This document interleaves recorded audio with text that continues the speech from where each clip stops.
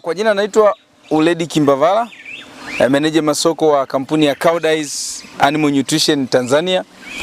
Leo tulikuwa kanda ya Ziwa kwa semina zetu za kila mwaka. Ni muendelezo wa semina ambazo tumekuwa tukifanya kwa wateja wetu. Tunaichukulia hii fursa kama ni kutoa kwa jamii.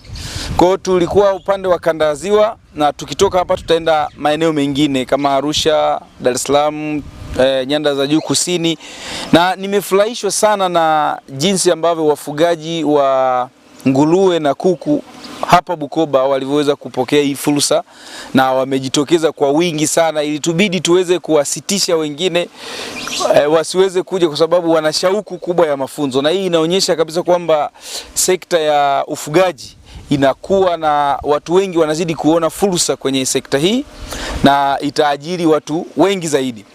Kama kuna mfugaji ambaye pengine hajapata nafasi ya kuhudhuria kwenye semina za Koudijs, tuweze kuchukua nafasi hii ya kumkaribisha tutakapofika kwenye mkoa wako au eneo ulipo.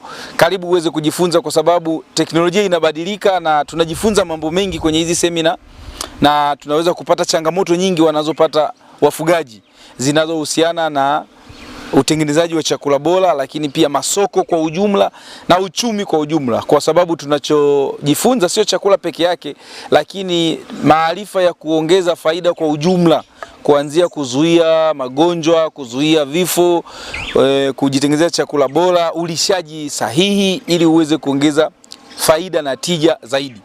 Kwa kipekee shukrani zetu ziende kwa wafugaji wa kanda ya Ziwa na mawakala pamoja na wateja wote waliopo kanda ya Ziwa. Tumepokea sana mwitikio wao, wamekuja kwa namba kubwa, na ninaamini wengi wamehamasika mpaka naona muda wa kufunga semina bado watu wamekaa wanataka kusikiliza. Kwa hiyo ni shauku ya maarifa ambayo wafugaji wanayo.